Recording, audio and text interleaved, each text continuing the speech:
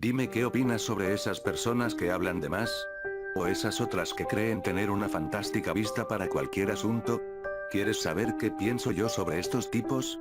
La verdad es que nunca le he dado importancia a esa gente, por mí que presuman lo que quieran con esa boca llena de soberbia sobre lo fantásticos que son. ¿Pero te has encontrado con alguien que tenga una buena vista y que sepa estar en silencio? Yo sí que soy así, y aunque te cueste creerlo, no es que quiera darme por aludido, he tenido que volverme así de ingenioso. ¿Por qué? Supervivencia. Sobrevivir ante el horror de esta realidad, de un mundo donde reina la demencia y la maldad. ¿No me crees, verdad? Quiero contarte mi historia, una anécdota de mi vida que me ha vuelto la persona en la que me he acabado convirtiendo.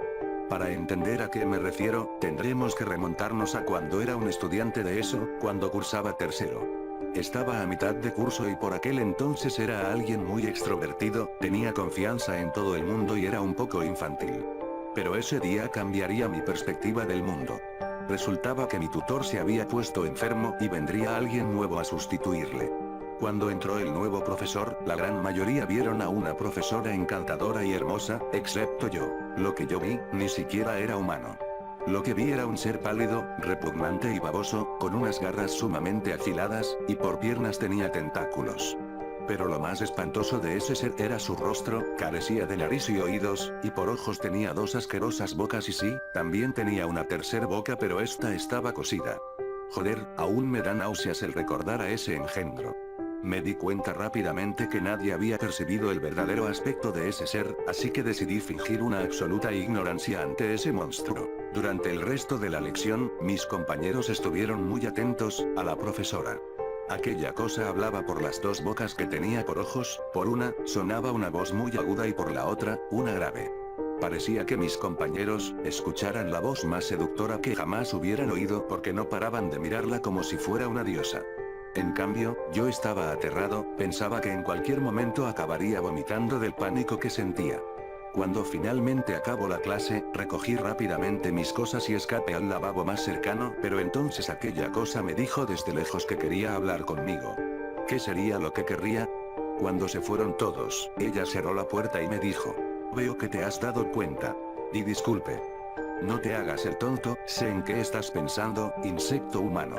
Tranquilo, será rápido y te aseguro que no sentirás nada". Mientras decía esto, abrió sus garras e iba caminando despacio hacia mí. No sé de qué me habla, se lo juro. No pude acabar la frase, porque en aquel instante, abrió la tercera boca que tenía cosida y soltó un grito que no podría describir.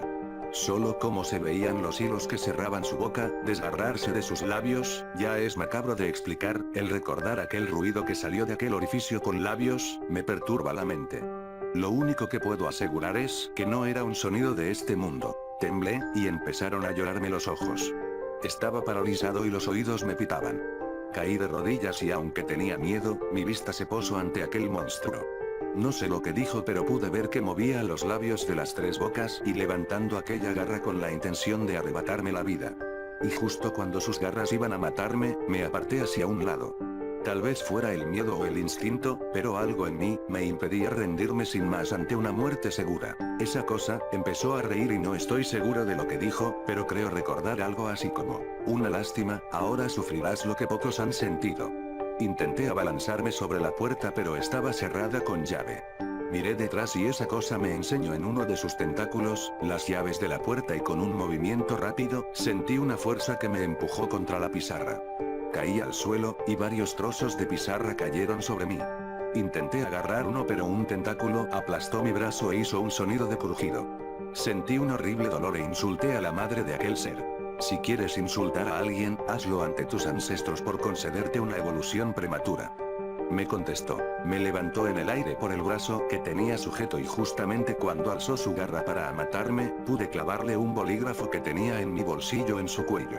Aquel engendro me soltó y empezó a cogerse del cuello mientras caía en el suelo, desangrándose en un líquido negro y volviéndose en una especie de gas que desapareció en el suelo. Cuando llegaron los profesores, no había rastro de aquel ser y me pidieron que diera alguna explicación sobre lo acontecido.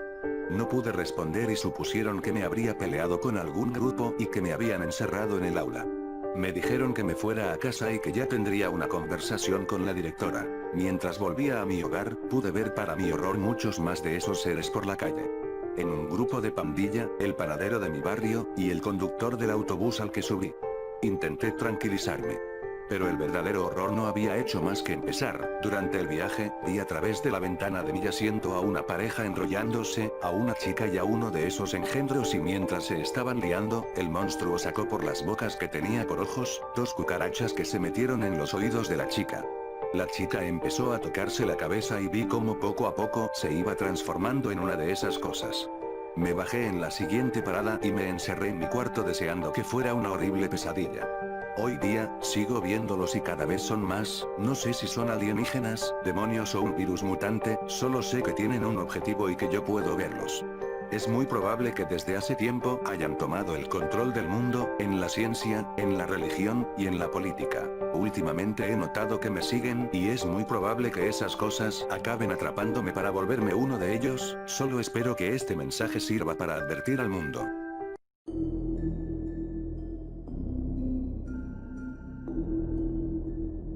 En cualquier ciudad, en cualquier país, ve a cualquier boda a la que puedas asistir. Camina hasta el altar y dile a la persona que toca el órgano que quieres ver a alguien llamado el Holder de la Masacre. Si te da una sonrisa pícara, has llegado al lugar correcto.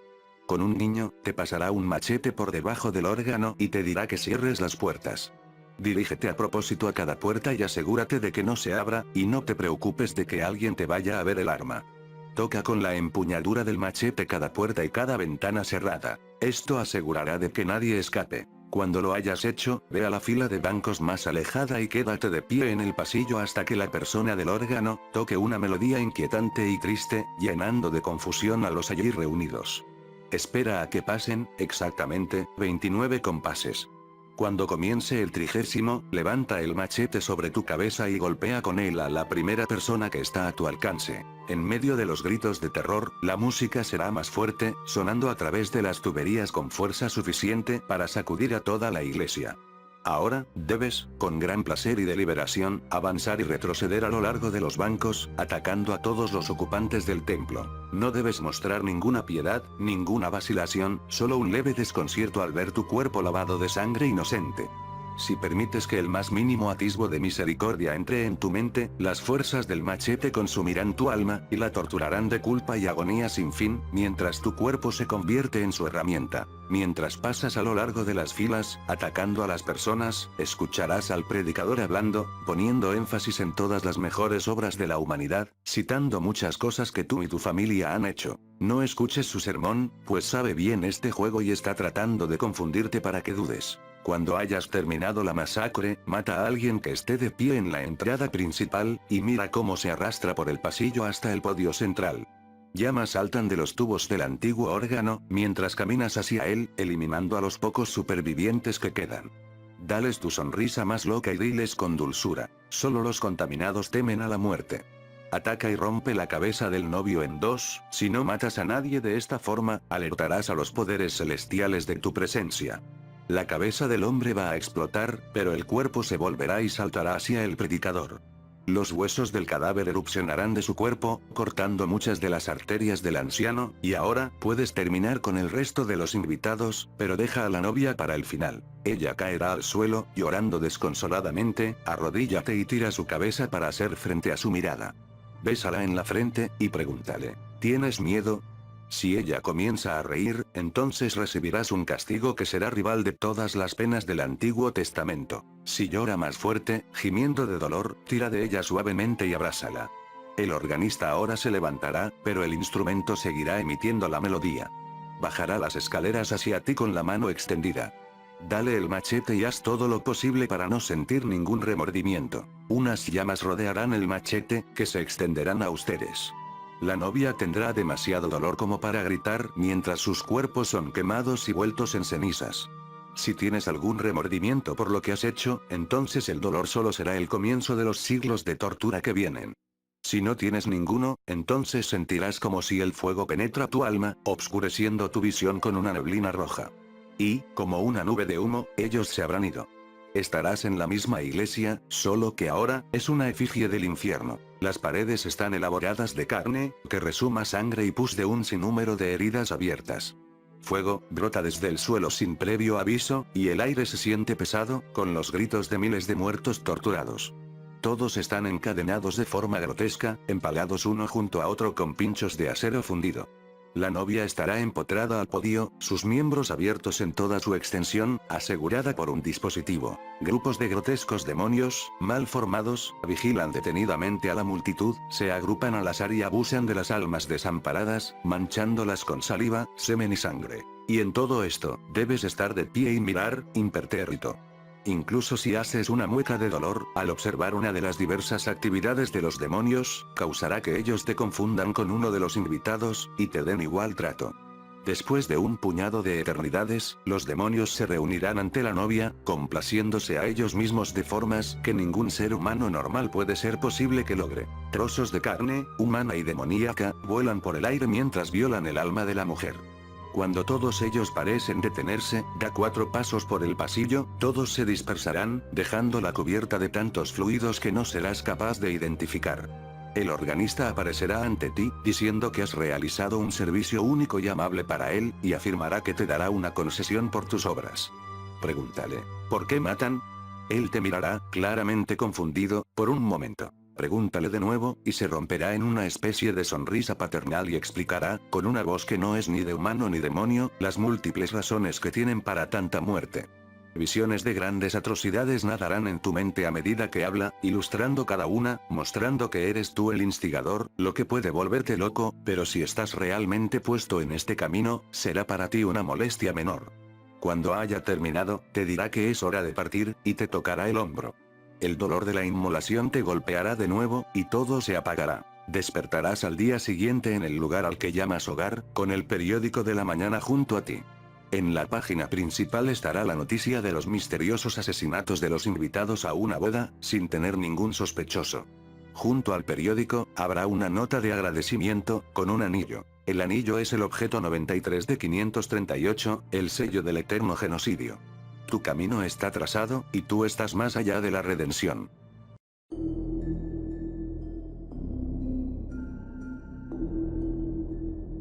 La foto que estás viendo fue tomada en algún momento de la década de los 70s.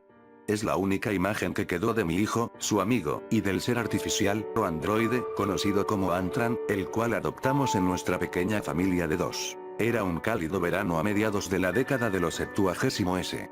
Salí de mi empresa maderera después de un largo turno y me dirigí a casa, cuando tuve que hacer una parada en el basurero local para dejar algunos escritorios viejos que mi madre nos había dado y algo me llamó la atención. Me agaché y al ver más de cerca me sorprendí al descubrir lo que al principio pensé que era un muñeco. Era una cubierta exterior de plástico con extremidades de metal. Y lo más sorprendente, un rostro humanoide con ojos fríos y oscuros. Seré honesto al decir que estaba intrigado y muy impresionado con la mano de obra y sin pensarlo 2 veces lo coloqué con cuidado a lo largo del asiento trasero de mi auto para llevarlo a casa. El interés de mi hijo era casi tan intenso como el mío. Unos pocos días después lo abrimos y le echamos un vistazo a su sistema de circuitos para ver si algo se había fundido. Para nuestra sorpresa, el androide parecía cobrar vida. Sus ojos tenían un tono sensible, sus extremidades se movían, sus manos agarraban y después de unos momentos, se las arregló para ponerse de pie solo. No hacía falta decir que nos aterraba, pero nos fascinaba al mismo tiempo. ¿Quién pudo haber creado una pieza tan maravillosa y notable de trabajo? No fue sino hasta un par de semanas más tarde que me di cuenta de que no era un muñeco. Mostró increíbles señales de inteligencia. Aprendió a hacer cosas cotidianas, como sacar la basura y jugar con los juguetes de mi hijo. Incluso tenía uno favorito, un pequeño auto rojo con el cual jugaba en los mostradores de la cocina. Aprendió a imitar nuestras costumbres, como tratar de comer con tenedor, pese a no tener sistema digestivo, ni poder mover la boca o hablar. Sabía que era algo más. Tal vez una pieza de hardware militar, o un proyecto privado. Sabía que tenía que devolverlo, pero al ver a mi hijo jugar tan felizmente con él, con su rostro iluminado, no pude hacerlo. Mi hijo siempre fue muy retraído. Era uno de sus únicos amigos. ¿Qué clase de padre sería yo al negarle el derecho a la felicidad? No sería malo permitirle tenerlo por un tiempo. Lo llamamos Antran, que era lo que decía el texto impreso en mayúscula y letra pequeña que tenía en su espalda. Los meses pasaron rápidamente y la vida en la familia parecía estar mejorando. Antran era uno de nosotros. Las notas de mi hijo mejoraron, su ánimo mejoró. Todo parecía ir en mejora.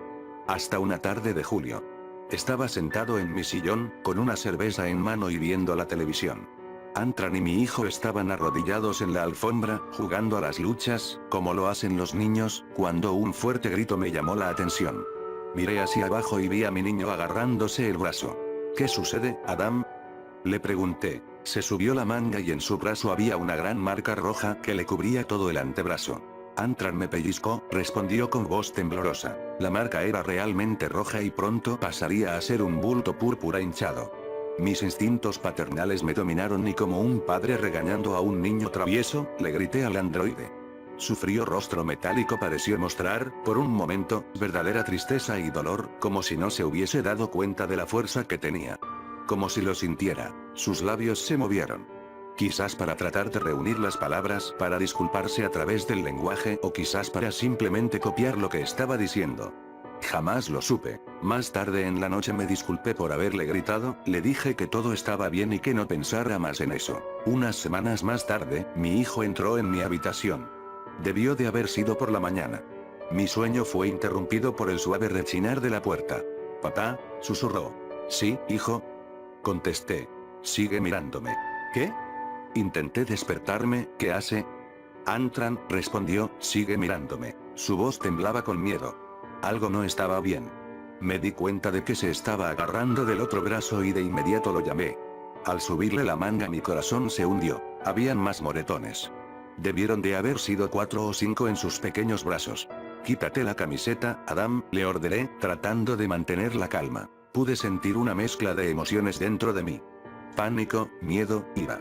Se quitó la camiseta y cuando pasó por encima de su pequeña cabeza, mi corazón se hundió aún más y mis ojos se hincharon.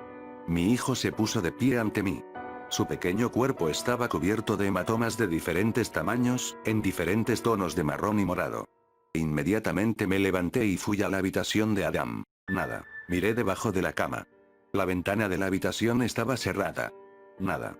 De repente, un fuerte golpe se escuchó arriba de nosotros, seguido de fuertes pasos. «Está en el desván», susurré mientras miraba arriba. Al caminar por el pasillo, me di cuenta de que las paredes a ambos lados de mí estaban cubiertas de rasguños que llegaban hasta la cuerda de la pequeña puerta que conducía al desván, la cual estaba balanceándose. Abrí lentamente la puerta, mientras le decía a mi asustado hijo que se quedara donde estaba. La escalera cayó y subí. Tomé una linterna que habíamos dejado cerca de la entrada del desván y la encendí, solo para encontrarme con la pequeña ventana que había ahí, rota. Se había escapado. Inmediatamente pensé en llamar a los servicios de emergencia, pero, ¿quién me iba a creer? ¿Un ser metálico sensitivo está lastimando a mi hijo? Mirarían los moretones y me denunciarían por abuso infantil. No tuve más remedio que guardar silencio. Semanas y meses pasaron. Cada vez que salíamos nos dábamos cuenta de que habían más señales de la presencia de Antran. Marcas de arañazos en las paredes de ladrillo de la casa. Las plantas aparecían destrozadas. Manchas de barro que llegaban hasta las ventanas. Temí por mi hijo. Lo llevaba a la escuela, nunca lo dejaba solo. ¿Qué había causado esa repentina hostilidad hacia nosotros? ¿Qué hicimos mal? ¿Fue mi grito? Por las noches hablaba en voz alta, pidiéndole disculpas a las paredes, a una habitación vacía, con la esperanza de que Antran pudiese oír, con la esperanza de que dejara de acosar nuestro hogar. Pero mis intentos fueron en vano. Si hubiese sabido lo que pasaría, no habría dormido esa noche. Mi sueño fue interrumpido de nuevo, aunque esta vez por un grito que helaba la sangre. Mis ojos se abrieron y de inmediato, casi por instinto natural, fui corriendo a la habitación de mi hijo. Era demasiado tarde. La habitación estaba patas arriba, todo estaba en el suelo, las sábanas de la cama estaban rasgadas y la ventana estaba rota. Me eché a llorar y grité pidiendo a mi hijo de vuelta. Llamé a la policía, les dije que mi hijo había sido secuestrado, me preguntaron si había visto al culpable. Mentí y les dije que no, esperando que las fotos de mi hijo hayan sido suficientes. Como si ellos fueran a creer que un muñeco pudiese sentir y hacer daño. Los siguientes días lloré hasta quedarme dormido. Lloraba como un niño. No valía la pena vivir más. Desearía nunca haber encontrado esa cosa. Traicioné la confianza que mi hijo me tenía de protegerlo como padre y ahora tengo que pagar el precio. Una madrugada de septiembre me encontraba en mi sillón, bebiendo, cuando escuché el sonido de la puerta de la alacena abrirse. ¿Adam? Pregunté mientras me acercaba a la cocina. De nuevo, nada. Excepto que esta vez en el mostrador de la cocina se encontraba el auto rojo, el juguete favorito de Antran.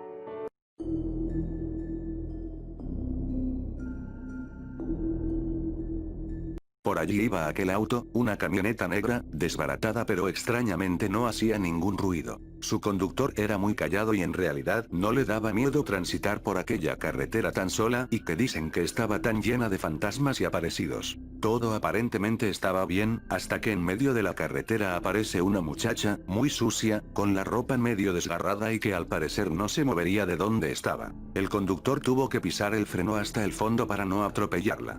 Esta inmediatamente corrió para entrar dentro del auto, estaba llorando, se veía muy asustada, estaba pálida y con las ropas desgarradas. La muchacha le contó al conductor que ella y su pareja iban en su auto por estas carreteras, hace unas 3 horas hasta que de repente algo apareció en el medio del camino.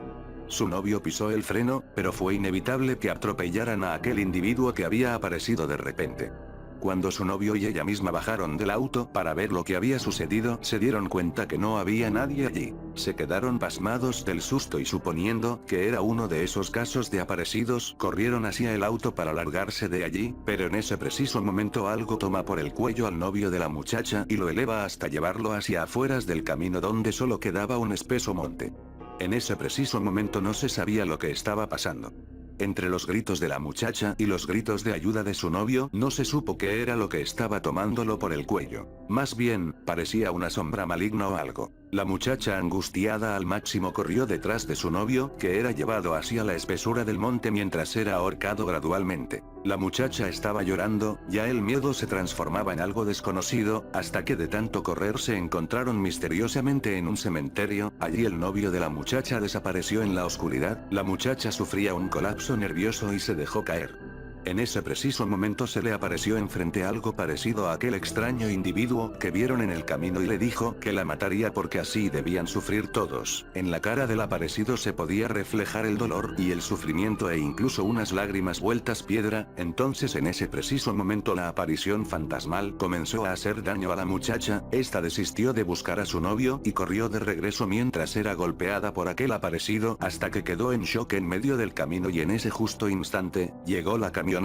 El conductor al oír la historia ni se inmutó, ni siquiera expresó un válgame y eso fue todo. Él le preguntó que a dónde quería que la llevara y ella le contestó llorando que hacia un hospital o algo. En todo el trayecto ella lloró y él se le quedaba viendo, extrañamente pasaba su mano derecha cerca de ella pero la retiraba porque ella levantaba su cabeza de sus brazos donde lloraba desconsoladamente. Llegaron a una comisaría, en esta ella de tanto desespero sufrió un colapso nervioso al llegar con los policías y se desmayó.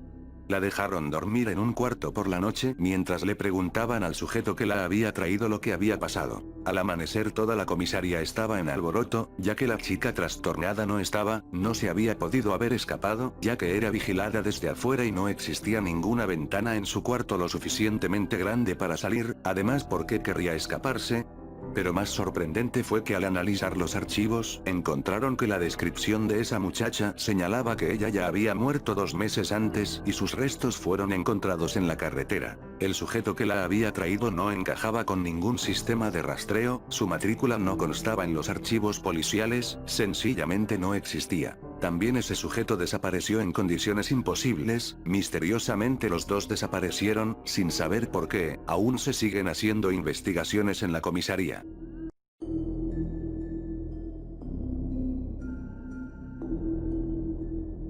No estoy loco. Ya sé que lo he dicho 1.000.000 de veces. A los doctores. A mis papás.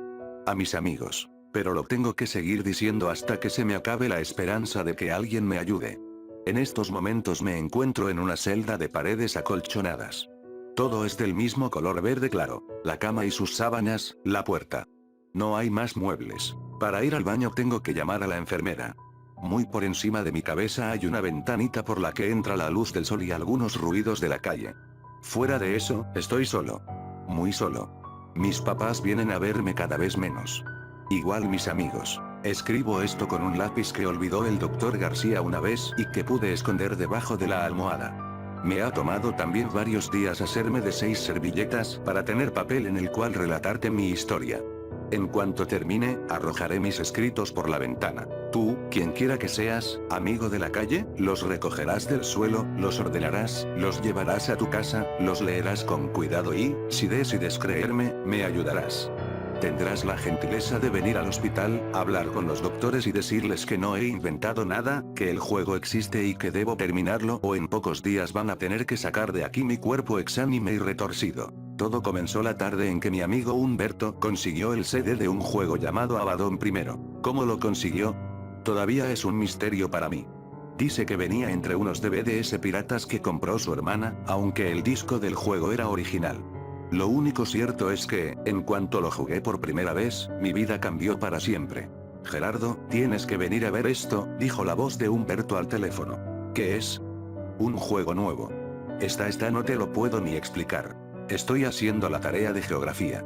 O me dices de qué se trata o no voy. Pues no vengas. Ojalá le hubiera hecho caso. Ojalá hubiera preferido terminar mi tarea. Después de varios minutos de intentar concentrarme, acabé por rendirme. Agarré una chamarra y salí para su casa cruzando la calle. ¿De qué se trata? Le pregunté en cuanto me senté frente a la computadora a su lado. No necesitó ni siquiera darme explicaciones. Lo que vi me puso los cabellos de punta. Fin de la primera servilleta. En el monitor de su computadora estaba nuestra calle, toda en llamas. La reproducción de las casas, los coches, los jardines, era exacta. Cientos de demonios negros volaban por encima de la destrucción. Había varios muertos sobre el pavimento. Incluso pude reconocer a algunos vecinos nuestros entre ellos. Pero, ¿cómo lo? Intenté preguntar. Ni yo sé qué pasa. Humberto se esforzaba por acabar con los demonios utilizando la barra espaciadora. Movía su rifle a la izquierda y a la derecha, avanzaba con las flechitas del teclado, disparaba rayos azules. Los demonios caían, sí, pero muchos otros seguían apareciendo en el cielo. Eran como gárgolas furiosas. Seguía Humberto a través de la realidad virtual hasta que abandonó nuestra calle. Siguió matando demonios frente a la esquina. Entonces se abrieron las nubes y apareció un nuevo diablo, uno rojo y enorme. Este es el mero malo de este nivel. Me dijo, está bien difícil echárselo. Vi a Humberto pelear con él hasta que se le acabaron las vidas y apareció el letrerito. Game over. No sé. Nada más puse mi nombre y mi fecha de nacimiento. Me cedió el teclado. Llevé el puntero del mouse hasta el botón que decía juego nuevo. Entonces, efectivamente, aparecieron 3 casillas. Nombre, apellido paterno, apellido materno. Puse todo en mayúsculas y luego apreté el botón siguiente. Me preguntó entonces mi fecha de nacimiento.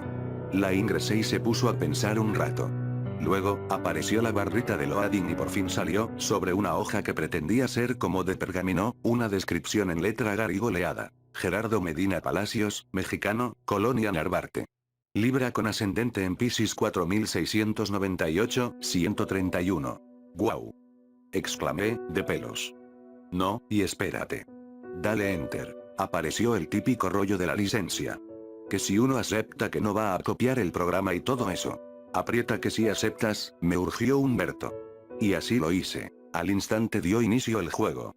Lo increíble es que la figura de acción estaba parada justo enfrente de la puerta de mi casa. De veras que está de pelos. Apareció un diablo volando por encima de mí y le disparé. Luego otro. Y otro. Lo mejor era sentir que eras verdaderamente tú el que tenía que matarlos a todos. Entonces en la pantalla apareció nuestra vecinita Lili, por la calle, en su bicicleta.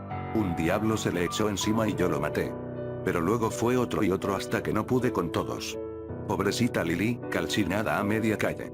La verdad no duré mucho, como en 5 minutos acabaron conmigo, pero el juego estaba buenísimo. Aparecieron los mejores puntajes del día. Humberto Gómez Fernández 4604, 7 en los primeros lugares.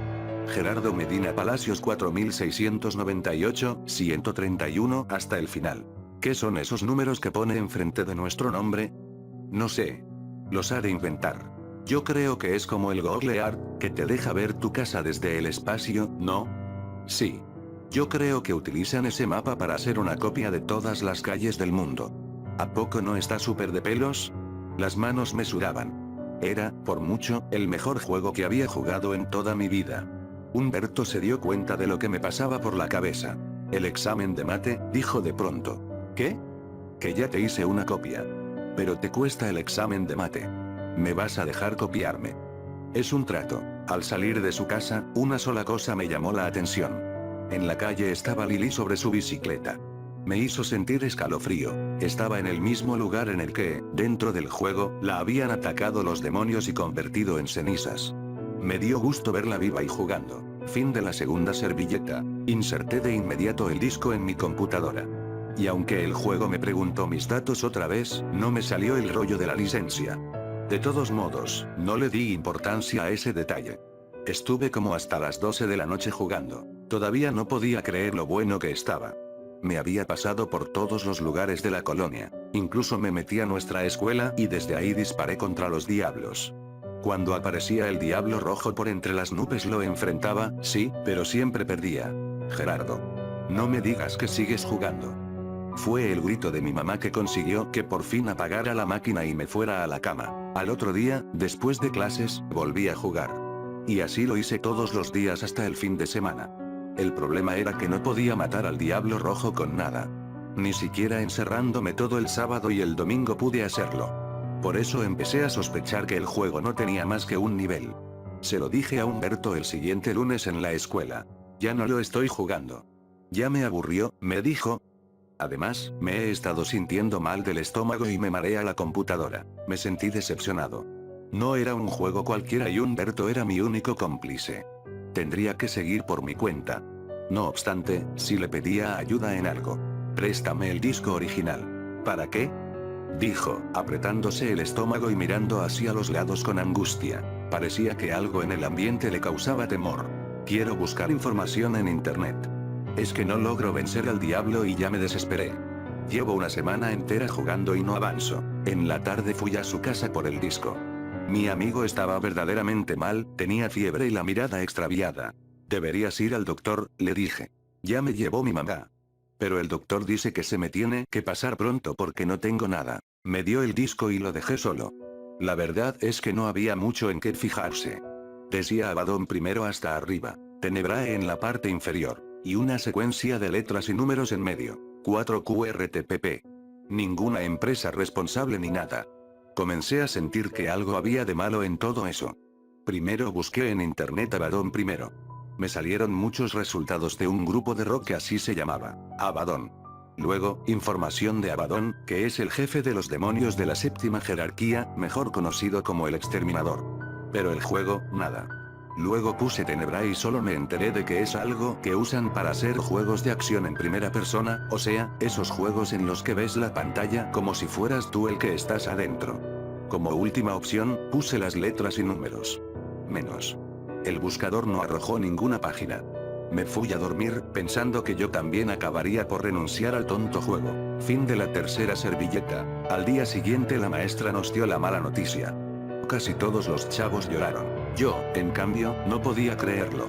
Había estado en su casa el día anterior, tenía muchas cosas que alguna vez me había prestado y que nunca le regresé de cuando éramos más chicos. Su Max Steel, algunas cartas de Yu-Gi-Oh! Su colección de tazos. Era imposible. Saliendo de la escuela corrí a su casa pero nadie me abrió. Después me dijo mi mamá que todos se habían ido al velorio. Me preguntó que si quería ir, pero la verdad me sentía en shock. Preferí negarme y ella comprendió. Para distraerme me puse a jugar el juego que tanto habíamos disfrutado juntos, pero a la larga, fue peor. Seguía sin poder matar al diablo y me puse más triste. Entonces, se me ocurrió poner en el buscador del internet todo junto. Abaddon primero Tenebrae 4 QRTPP.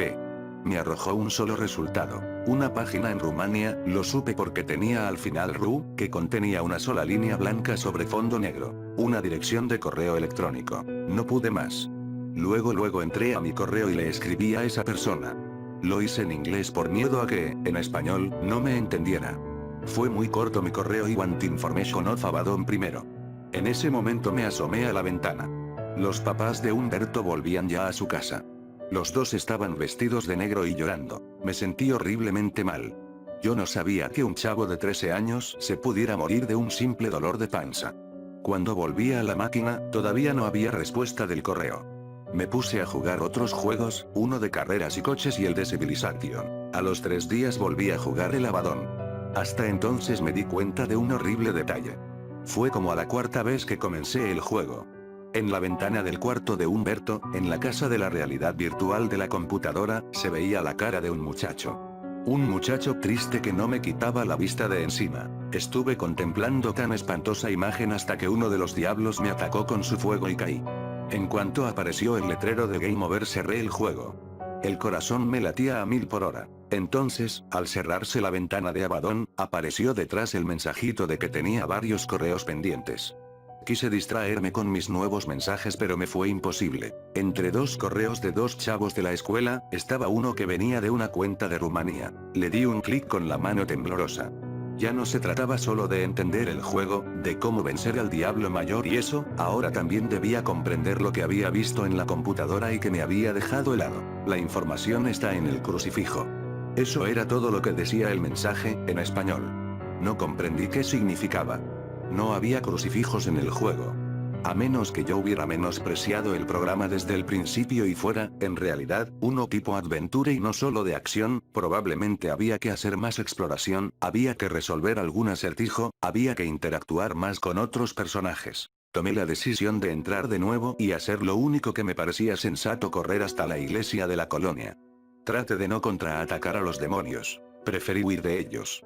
Sin embargo, al acercarme a la iglesia, era constantemente rechazado por ella, como si un campo de fuerza la rodeara. Esperé a ser consumido por el fuego sin que se me ocurriera nada de nuevo. Apagué la computadora y fui a la ventana de mi cuarto. Desde ahí observé la ventana de la habitación de Humberto, pasando la calle.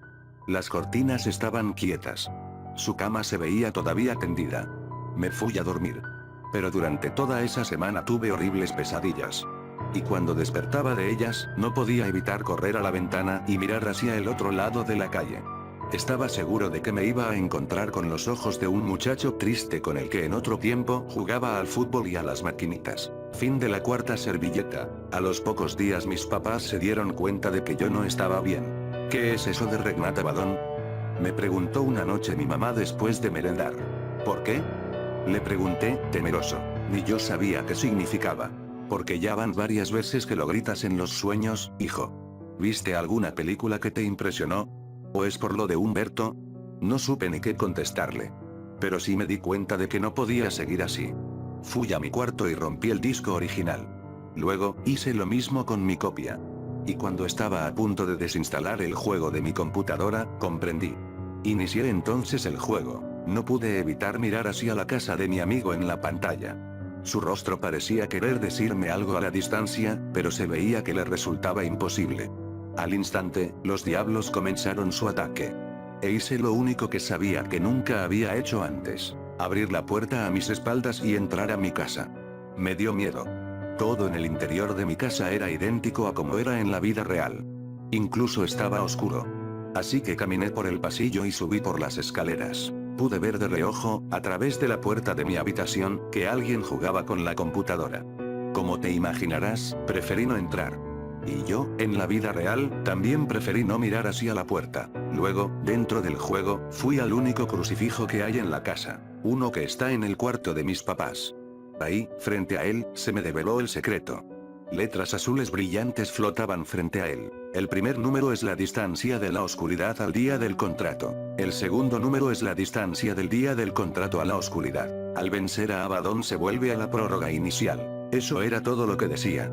Estuve viendo el mensaje por tanto tiempo, tratando de descifrar el significado, que casi ni vi el arco que se encontraba bajo la cruz. Un arco luminoso y azul con una sola saeta. Supe que con esa flecha podría vencer a Abaddon. Miré el reloj de la computadora. Pasaban de las 12 de la noche. ¿Cómo había transcurrido tanto tiempo? ¿A qué contrato se refería el juego? ¿Qué era eso de la oscuridad? Abandoné la computadora y corrí a la recámara de mis padres. Dormían. Debajo del crucifijo no había nada, ni leyenda alguna flotando sobre este. Comencé a llorar. Hijo, ¿estás bien?, me preguntó mi mamá, de pronto despierta. Sí, mi mamá. Es que tuve un sueño feo otra vez. Fin de la 5ª servilleta. Volví a mi cuarto, pero alcancé a escuchar que mis padres conversaban preocupados. En la pantalla, uno de los diablos había entrado a la casa, había acabado conmigo y había aniquilado el arco luminoso. Game over, titilaban las letras rojas sobre el fondo negro del monitor. Al día siguiente no quise ir a la escuela, le dije a mi mamá que me sentía mal. Estuve todo el tiempo entrando al juego y volviendo al lugar del crucifijo. El arco ya no se veía por ningún lado. La cara de Humberto tampoco. Los diablos me atacaban por rutina. Yo me defendía sin ganas. Desesperado, volví a escribir a la cuenta de correo en Rumanía. Solo obtuve respuesta hasta que puse, en mi petición, la firma que me asignaba el juego. Libra con ascendente en Piscis 4698, 131. ¿Tan joven eres, Libra? Dijo el destinatario en el primer correo. ¿Cómo lo supo? Tengo casi 14 años, contesté. El primer número te separa de la primera oscuridad, es decir, los días de distancia que hay hasta tu nacimiento, dijo en un segundo correo. Temblé. No me fue muy difícil suponer a lo que se refería el segundo número. A Humberto le había salido un 7. Se me salieron las lágrimas. ¿A qué se refiere lo del contrato? Pregunté. A las cláusulas de inicio, cuando jugaste por primera vez. ¿Qué no las leíste? Entregabas tu prórroga inicial por la que Abaddon quisiera concederte. ¿Mi prórroga inicial? El día señalado de tu muerte. Abaddon escoge otro para darle interés al juego. Cuando vences al Señor de la Destrucción, él te devuelve tu día señalado. Y se acaba el juego. Tú tienes suerte, Libra. No a muchos les das 131 jornadas para vencerlo. Entonces entró un diablo por la ventana. No me atacó con fuego, solo me empezó a atormentar subiéndose en mi espalda, arañándome con sus garras y sus colmillos. Mis gritos hicieron entrar a mi madre al cuarto. Gerardo. ¿Qué te pasa? ¿Qué tienes? Al día siguiente me trajeron aquí, a este cuarto de hospital en el que, por lo menos, los diablos no me atormentan. Solo vuelvan por el cielo sin perderme de vista. A veces, solo a veces, se asoman por la ventana. Se me termina el espacio. Si crees que vale la pena, amigo de la calle, haz lo posible porque me permitan volver al juego y acabar con Abaddon. Sé que en algún otro crucifijo debe estar el arco luminoso para terminar con él. Tengo miedo. Estoy cansado de sentirme tan solo. Fin de la sexta servilleta. Grupo de 6 servilletas encontrado en los jardines del Hospital Psiquiátrico Infantil y entregados por el Dr. Jorge García, médico de guardia, a los padres de Gerardo Medina Palacios a los pocos días de su deceso. Notas del expediente. La existencia del juego nunca se confirmó. El único detalle verificable del relato es una extraña conversación sostenida entre el menor y un desconocido en Rumanía por correo electrónico. Los padres, a propósito de este descubrimiento, juraron ignorar que su hijo podía hablar y escribir en latín antiguo.